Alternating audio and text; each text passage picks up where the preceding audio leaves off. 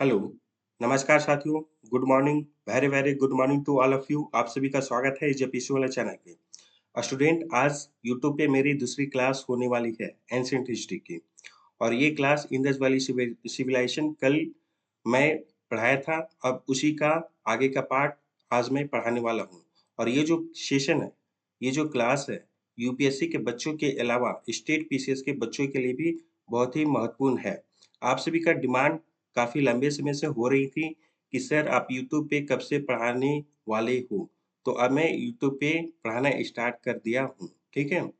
तो आप सभी जल्दी से इस सेशन में जुड़ जाएँ और ये क्लास टॉपिक वाइज़ और चैप्टर वाइज़ आप सभी को करवाया जाएगा और जैसे ही टॉपिक खत्म हो जाएगा, ठीक है? तो उसी का जस्ट एमसीक्यू प्रैक्टिस इसी यूट्यूब चैनल पे होने वाला है। तो आप सभी को किसी भी तरह का दिक्कत नहीं होगा, ठीक है? जैसे कि कल मैं इंडस वैली सिविलाइजेशन को पढ़ाया था व्यापार तक, ठीक है? यानी कि ट्रेड में लोग निर्यात भी करते थे और आयात भी करते थे। जैसे कि निर्यात कल मैं ऑलरेडी बता चुका था कल की क्लास में कि जैसे कि इंडिया में जो चीज़ उत्पादन हो रही है, उसे हम लोग बाहर के देश में बेचते हैं, तो उसी को क्या बोलते हैं हम लोग? निर्यात। और निर्यात को इंग्लिश में क्या बोलते हैं? एक्सपोर्ट। निर्यात को इंग्लिश में क्या बोलते हैं? एक्सपोर्ट, ठीक है?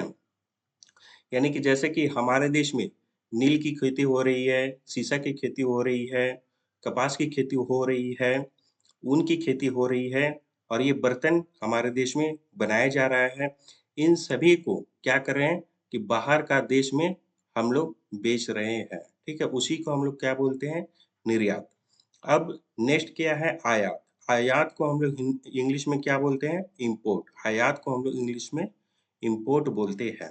जैसे कि बाहर का देश, जैसे कि ये चाइना हो गया और ये इंडिया हो गया, ठीक है? तो चाइना से मैं कुछ चीज़ खरीदा अपने देश के लिए, तो उसी को हम लोग बोलते हैं आयात। तो जैसे कि टीन, यहाँ पे आप सभी देख पा रहे हो टीन, हम लोग कौन सा देश से खरीद रहे हैं? तो अफगानिस्तान और ईरान से खरीद रहे हैं। फिर नेक्स्ट तांबा, तांबा को हम लोग कौन सा देश से खरीद रहे हैं? तो राजस्थान से खरीद रहे हैं। नेक्स्ट आप सभी यहाँ पे देख पा रहे हो चांदी, चांदी को हम लोग कौन सा देश से खरीद रहे हैं? तो ईरान और अफगानिस्तान से खरीद रहे हैं। उसी प्रकार जो यहाँ पे दिया हुआ है सीसा, सोना, लाजवर्थ, ये सभी इन सभी देशों से हम लोग खरीद रहे हैं। तो कल यहाँ तक मैं आप सभी को पढ़ा चुका था। अब आगे आज मैं पढ़ाने वाला हूँ इंडस वैली सिविलाइजेशन में व्यापार का 2 केंद्र बनाया गया था। इंडस वैली सिविलाइजेशन में व्यापार का 2 केंद्र बनाया गया था, ठीक है? कौन-कौन सा था?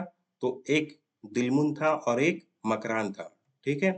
तो दिलमुन का जो क्षेत्र था वो बहरीन से हम लोग व्यापार करते थे और मकरान का जो क्षेत्र था वो बलूचिस्तान से व्यापार करते थे। तो क्वेश्चन पूछेगा कि इंडस वैली सिविलाइजेशन में व्यापार का केंद्र कितना बनाया गया था? तो 2 बनाया गया था। एक है दिलमुन और एक मकरान और मकरान का कौन सा जगह है? तो बलूचिस्तान और दिलमुन का कौन सा जगह है? तो बहरीन। अब आगे हम लोग इससे देखते हैं सिंधु सभ्यता में लोग कौन-कौन सा अर्थव्यवस्था पे आधारित थे? जल्दी से बताओ। सिंधु सभ्यता में अर्थव्यवस्था किस चीज़ पे आधारित थी? तो लोग सिंधु सभ्यता में कृषि कर रहे थे, व्यापार कर रहे थे, उसके बाद पशुपालन कर रहे थे। इन तीनों चीज़ों कर रहे थे। जैसे कि हम लोग कृषि को देख चुके हैं, व्यापार को हम लोग देख चुके हैं, अब हम लोग पशुपालन में देखेंगे कि कौन-कौन पशुओं को सिंधु सभ्यता में लोग पालते थे। तो ये पशु सिंधु सभ्यता में पाला जाता था, यहाँ पे डिटेल में दिया गया है। जैसे कि ऊँट सिंधु सभ्यता में पाला जाता था, सूअर सिंधु सभ्यता में पाला जाता था, भैंस सिंधु सभ्यता में पाला जाता था, बिल्ली सिंधु सभ्यता में पाला जाता था, भेड़ सिंधु सभ्यता में पाला जाता था, हाथी सिंधु सभ्यता में पाला जाता था और कुबड़ वाला बैल सिंधु सभ्यता में पाला जाता था। अब इन चीज़ों से अपरिचित थे। जैसे घोड़ा और शेर से लोग इंट्रोड्यूस नहीं थे, यानी कि घोड़ा और शेर सिंधु सभ्यता में नहीं मिला था। नेक्स्ट साक्ष्य यानी कि एविडेंस में क्या-क्या मिला है? तो एविडेंस जैसे कि लोथल और सुटकोड्डा से इन सभी चीज़ों को मिला है, ठीक है? लोथल और सुटकोड्डा से ऊँट, सूअर, भैंस, बिल्ली, भेड़, हाथी हाथी, कुबड़ वाला बैल, इन सब चीज़ कौन-सा स्थान से मिला था? तो लोथल और सुरकोट्डा से मिला था। नेक्स्ट है एक सींग वाला गेंडा, ये भी फेमस था। पशुपालन में लोग एक सींग वाला गेंडा को भी लोग पालते थे। अब आगे हम लोग देखेंगे धर्म। सिंधु सभ्यता का जो धर्म था वो कैसा था? तो सिंधु सभ्यता का धर्म व्यक्तिवादी व प्रकृतिवादी अवधारणा पे आधारित था। ठीक है, यानी कि सिंधु सभ्यता का जो धर्म था वो इहलौकिक भी था और परलौकिक भी था, यानी कि दोनों ही धर्म पे लोग आधारित थे। यानी कि लोग व्यक्ति को भी उतना ही ज्यादा मान्यता देते थे जितना भगवान को मान्यता दिया जाता था। सिंधु सभ्यता में फिर मंदिर वगैरह नहीं मिला है। क्वेश्चन में पूछेगा कि सिंधु सभ्यता में मंदिर का निर्माण हुआ था, तो आप सभी बताओगे नहीं। नेक्स्ट, सिंधु सभ्यता में मूर्ति पूजा का एकदम प्रचलन था, यानी कि मूर्ति पूजा को सिंधु सभ्यता में सर्वप्रथम माना गया है। नेक्स्ट, स्वास्तिक चिन्ह सिंधु सभ्यता में मिला है। अब मुख्य देवी कौन सा माना गया था? तो मातृ देवी को माना गया था। तो ये सब धर्म इंपॉर्टेंस है, क्वेश्चन में पूछेगा, आप सभी को उत्तर देना होगा। नेक्स्ट, यहाँ पे पशुपति शिव, कुबड़ वाला बैल, मातृ देवी की मूर्ति, स्वास्तिक चिन्ह आप सभी देख पा रहे हो यहाँ पे। अभी जो मैं जस्ट बताया धर्म में क्या क्या है, तो उसी का यहाँ पे डिटेल में दिया गया है। जैसे कि सिंधु सभ्यता में कुबड़ वाला बैल फेमस था, लोग पशुपति की लोग पूजा करते थे, लोग मातृ देवी की पूजा करते थे, और सिंधु और स्वास्तिक चिन्ह सिंधु सभ्यता में मिला था। नेक्स्ट, पूजा करते थे। किन किन चीजों का सिंधु सभ्यता में पूजा किया जाता था, यहाँ पे डिटेल में दिया गया है। जैसे सिंधु सभ्यता के लोग पीपल का पेड़ को पूजा करते थे, मातृ देवी का पूजा करते थे, कुबड़ वाला बैल को भी लोग पूजा करते थे। कुबड़ वाला बैल को भी लोग सिंधु सभ्यता में पूजा करते थे। नेक्स्ट है, सिंधु सभ्यता में शिवलिंग का भी पूजा किया जाता था और पशुपति शिव का भी पूजा किया जाता था। इसके साथ साथ लिंग और योनि का भी पूजा किया जाता था। ये सब सिंधु सभ्यता में लोग पूछते थे। तो इन सभी को आप सभी को डिटेल में याद रखना है, एग्जाम में पूछेगा यूपीएससी और स्टेट पीसीएस दोनों में। ठीक है, तो अब आगे हम लोग देखेंगे क्या है। पशुपति शिव की मूर्ति कहाँ से प्राप्त हुआ था? तो मोहनजोदड़ो से प्राप्त हुआ था। पशुपति शिव की मूर्ति मोहनजोदड़ो से प्राप्त हुआ था। योगी की मुद्रा आदि शिव, जैसे कि ये आदि शिव के बाएं और गेंडा, भैंसा, ये मतलब कि ये मतलब कि आदि शिव में बाएं और गेंडा और भैंसा विराजमान थे, दाएं और हाथी और बाघ विराजमान थे। फिर पैरों के नीचे दो हिरन था, जैसे कि अभी मैं जस्ट चित्र में आप सभी को दिखाऊंगा। फिर निम्न सिंहासन, यहाँ पे निम्न सिंहासन था, और उसके बाद तीन सींग वाला गेंडा भी यहाँ पे फेमस था। तो ये सब चीज यहाँ पे फेमस था सिंधु घाटी सभ्यता में। नेक्स्ट हम लोग देखेंगे सिंधु सभ्यता का नगर योजना कैसा था। नेक्स्ट हम लोग देखेंगे सिंधु सभ्यता में नगर योजना कैसा था। तो सिंधु सभ्यता में कैसा नगर था? तो जैसे कि ये रास्ता हुआ करता था, और रास्ता के पीछे की ओर दरवाजा खुलता था। जैसे कि ये घर बनता था तो घर का दरवाजा इधर की ओर होता था। अभी हम लोग क्या करते हैं कि जैसे कि ये रास्ता है, यहाँ पे हम लोग घर बनाए तो इसका दरवाजा हम लोग इधर की ओर खोलते हैं, लेकिन सिंधु सभ्यता में जस्ट ऑपोजिट था, इसका दरवाजा पीछे की ओर खुलता था। एकमात्र जगह था लोथल, एकमात्र जगह था लोथल, इसका दरवाजा केवल और केवल रास्ता की ओर खुलता था। ठीक है, एक है नगर योजना इस प्रकार से था। दूसरा नगर योजना इस प्रकार से था कि सिंधु सभ्यता का जितना भी रास्ता था वो रास्ता 90 डिग्री एंगल पे कटता था। ठीक है, तो ये भी बहुत ही इंपॉर्टेंस है। क्वेश्चन पूछेगा कि सिंधु सभ्यता में जो भी नगर में घर बनाया जाता था उनका दरवाजा किधर खुलता था, रास्ता की ओर या रास्ता के पीछे की ओर? तो आप सभी जवाब देखो रास्ता की पीछे की ओर। केवल एकमात्र जगह था लोथल, उसका दरवाजा रास्ता की ओर खुलता था। और सिंधु सभ्यता में जो भी रास्ता वगैरह बनता था वो रास्ता 90 डिग्री एंगल पे कटता था। ठीक है, तो ये सभी इंपॉर्टेंस पॉइंट है जो यहाँ पे मैं डिटेल में बता रहा हूँ। ठीक है। नगर योजना 4 दीवारी से घिरा नगर था। सेकंड था नगर विभाजन 2 भागों में था। एक ऊंचा ऊंचा का जो क्षेत्र था वो कहाँ पश्चिम में बसा हुआ था। फिर नीची यानी कि निचला हिस्सा का जो क्षेत्र था वो पूरब में बसा हुआ था। और सड़कें अभी जस्ट में बताया कि सड़कें 90 डिग्री एंगल पे कटता था। ठीक है। तो ये है नगर योजना। नेक्स्ट, नगर योजना में मकानों का आकार अभी जस्ट में बताया कि मकानों का जो दरवाजा था वो देखो यहाँ पे रास्ता है ना, यहाँ पे ये रास्ता देख पा रहे हो आप सभी, ये है रास्ता। ठीक है। तो इसका दरवाजा इधर की ओर होना चाहिए था। अभी जैसे हम लोग घर बनाते हैं तो देखो एक घर यहाँ पे दिख रहा है आप सभी को, इस घर का दरवाजा पीछे की ओर है इधर, जबकि दरवाजा इधर की ओर होना चाहिए था। ठीक है। तो सिंधु सभ्यता की ये विशेषता थी। यहाँ पे देखो दरवाजा इधर की ओर है, जबकि दरवाजा इधर की ओर होना चाहिए था रास्ता की ओर। ठीक है। तो ये सिंधु घाटी सभ्यता की विशेषता थी। और सिंधु घाटी सभ्यता में जो भी घर वगैरह बनाया जाता था वो घर पक्की ईंटों का प्रयोग होता था। ठीक है। सिंधु घाटी सभ्यता में जो भी घर वगैरह बनता था वो पक्की ईंटों से बनता था। देख पा रहे हो आप सभी फिगर में, यहाँ पे देखो, यहाँ डिटेल में पक्की ईंटों से यहाँ पे देखो 2 लेबर बना रहा है घर को। नेक्स्ट, व्यवस्थित योजना था। और ये जो योजना था एकदम फुल व्यवस्थित योजना था। जल निकासी व्यवस्था एकदम बढ़िया ठीक ठाक था। देखो नाली वगैरह घर के जस्ट में बना हुआ है। ठीक है। तो जल निकासी व्यवस्था भी एकदम ठीक ठाक था। ठीक है, सिंधु घाटी सभ्यता में। नेक्स्ट यहाँ पे दिया गया है नगर योजना में। ठीक है। केवल और केवल कालीबंगा में जो भी घर बनता था वो कच्ची ईंटों से बनता था। ठीक है। इस पॉइंट को आप सभी को याद रखना है।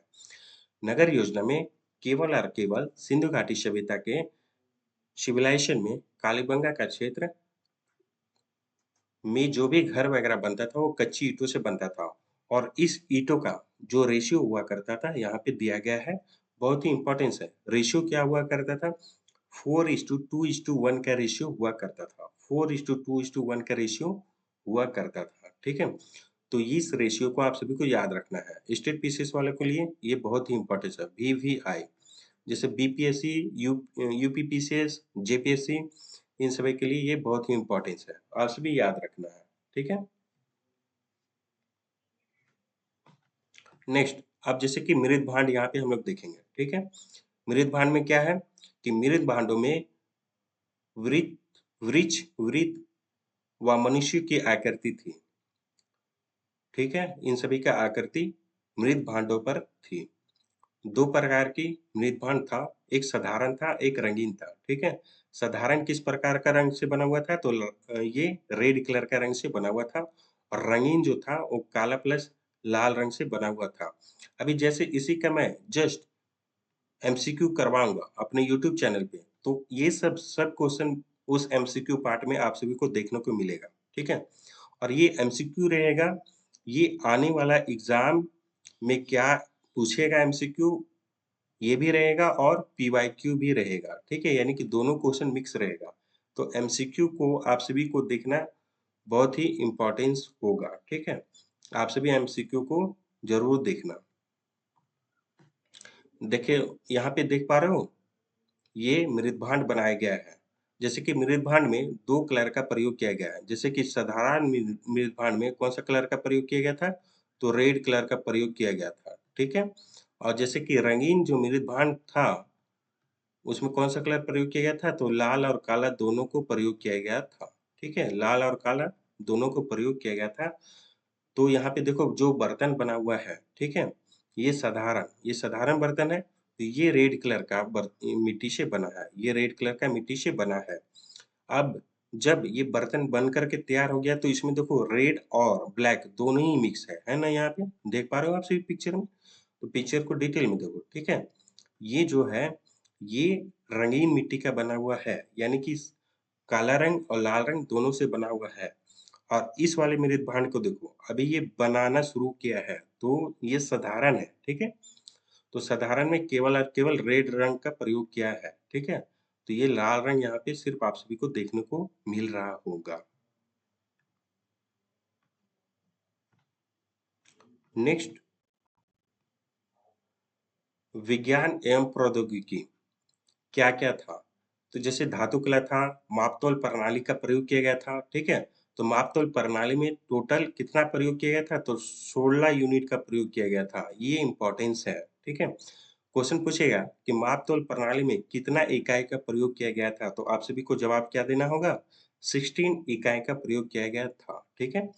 नेक्स्ट, स्मारकों का निर्माण हुआ था। पशुओं की लड़ाई आपस में लोग करवा देता था, ठीक है? ये तो मैं शुरू में ही आप सभी को बताया था।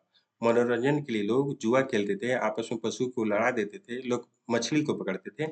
ये सब मनोरंजन में करते थे। विज्ञान और प्रौद्योगिकी में, ठीक है? क्या-क्या था? तो पक्की ईंटों का प्रयोग किए थे।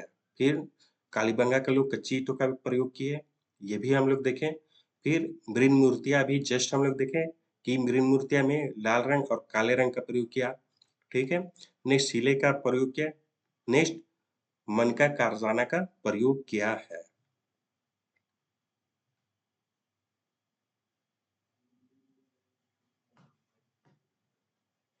अब यहाँ पे हम लोग देखने वाले हैं मुख्य शिलें कौन-कौन सी थी। देवी एवं देवता की आकृति पे कुछ लिखा हुआ मिलता था, जैसे कि यहाँ पे आप सभी देख पा रहे हो। यहाँ पे देखो ये देवी का चित्र बना हुआ है ये देवी का चित्र बना हुआ है। इसमें कुछ लिखा हुआ यहाँ पे देखने को मिलेगा। अभी भी कहीं आप लोग घूमने के लिए जाओ, तो प्राचीन काल की मूर्तियाँ वगैरह कहीं पे आप सभी देखो, तो उसमें ज़रूर से देखना कि कुछ ना कुछ लिखा हुआ मिलेगा उस मूर्ति में, ठीक है? नेक्स्ट, सर्वाधिक प्रचलित किस आकार का था? तो वर्गाकार, यानी कि स्क्वायर शेप का ज़्यादा मूर्ति बनाया गया था। नेक्स्ट, ज़्यादा से ज़्यादा सीले मेसोपोटामिया में देखने को मिला है। ज़्यादा से ज़्यादा सीले मेसोपोटामिया में देखने को मिला है। और इन सीले का आकार यहाँ पे देख पा रहे हो आप सभी कैसा था? तो 2 सेंटीमीटर से 2.5 सेंटीमीटर तक था। 2 सेंटीमीटर से 2.5 सेंटीमीटर तक इन सिले का आकार था। नेक्स्ट है सिंधु घाटी सभ्यता की स्थलों का उत्खनन कब-कब हुआ है, यहाँ पे डिटेल में दिया गया है। जैसे कि ये चांदोड़ो है, 1931 में इसका निर्माण हुआ है। फिर नेक्स्ट है रोपड़, इसका निर्माण 1953 में हुआ है। नेक्स्ट है कालीबंगा है, इसका निर्माण 1953 में हुआ है।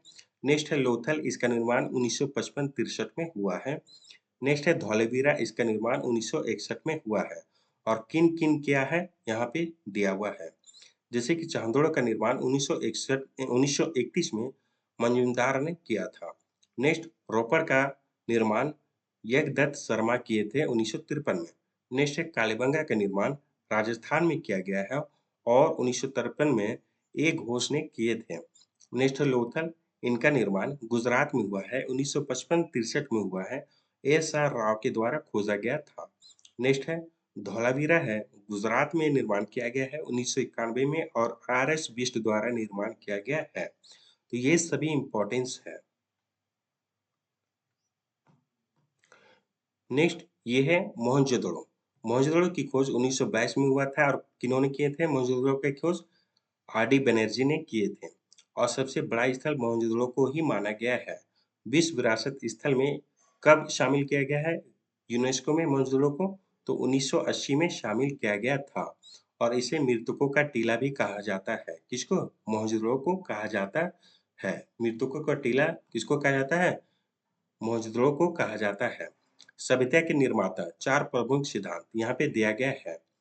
कौन कौन से थे? डॉक्टर लक्ष्मण स्वरूप के द्वारा बताया गया आर्य के बारे में।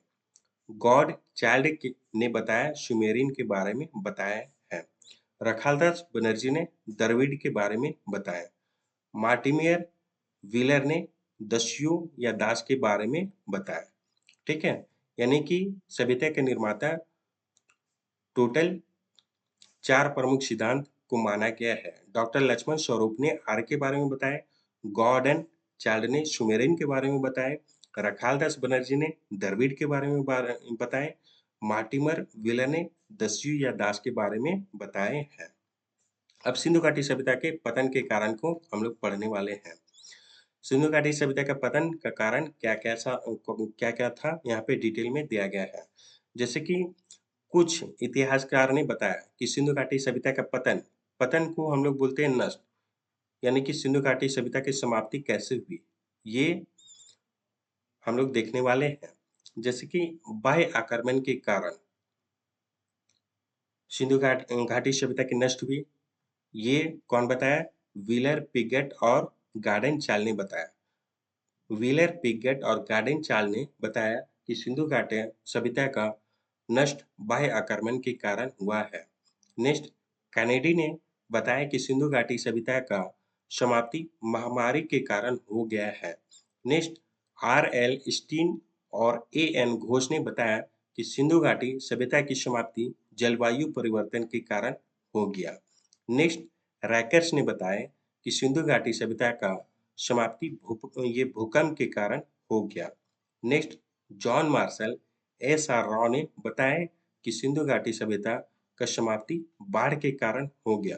नेक्स्ट, आईआईटी खड़गपुर के द्वारा बताया गया कि सिंधु घाटी की समाप्ति सूखा के कारण हो गया। यानी कि विभिन्न इतिहासकार ने विभिन्न तरह का बात बोले हैं, ठीक है, जो कि इम्पोर्टेंस है। और ये जो है ना, ये मैचिंग पूछेगा, मैचिंग क्वेश्चन आएगा इस प्रकार से, ठीक है। क्वेश्चन पूछेगा कि रैकर्स ने सिंधु घाटी सभ्यता का समाप्ति का कारण क्या बताया? तो भूकंप बताया। नेक्स्ट क्वेश्चन रहेगा, जॉन मार्शल और एस आर राव ने सिंधु घाटी सभ्यता का पतन का कारण किस चीज का बताया? तो बाढ़ बताया। तो ये मैचिंग रहेगा, आप सभी को मैचिंग, ये फैक्ट याद रखोगे तो आप सभी का मैचिंग आराम से बन जाएगा एग्जाम में। नेक्स्ट है मुख्य विशेषता सिंधु घाटी सभ्यता का, क्या क्या हम लोग पढ़े यहाँ पे डिटेल में दिया गया है। सिंधु घाटी सभ्यता में नगरीय सभ्यता हम लोग पढ़े। नेक्स्ट, काशीगुन सभ्यता हम लोग पढ़े हैं सिंधु घाटी सभ्यता में, ठीक है। यानी कि सिंधु घाटी सभ्यता को काशीगुन सभ्यता भी कहा जाता है, तो ये इंपॉर्टेंस है। नेक्स्ट, सिंधु घाटी सभ्यता में जो सत्ता था, जो समाज था, वो मात्र सत्तात्मक समाज था, यानी कि महिला की स्थिति सिंधु घाटी सभ्यता में अच्छी थी, ये हम लोग पढ़ चुके हैं। नेक्स्ट, व्यवस्थित नगर योजना हम लोग सिंधु घाटी सभ्यता में पढ़े कि जैसे घर वगैरह का जो दरवाजा किधर हुआ करता था, जल निकासी व्यवस्था कैसा था, हम लोग ये सब पढ़ चुके हैं सिंधु घाटी सभ्यता में, ठीक है। नेक्स्ट है 5वां पॉइंट, व्यवस्थित कृषि एवं व्यापार। लोग सिंधु घाटी सभ्यता में कृषि भी अच्छा खासा कर लेते थे और व्यापार भी अच्छा खासा करते थे, और व्यापार में इंडिया में करते ही थे और इंडिया के साथ साथ बाहर का देशों से भी व्यापार करते थे, ये चीज हम लोग पढ़ चुके हैं। नेक्स्ट, आंतरिक एवं बाह्य व्यापार, दोनों व्यापार सिंधु घाटी सभ्यता में फेमस था। विज्ञान और प्रौद्योगिकी का भी प्रयोग किए हैं सिंधु घाटी सभ्यता के लोग।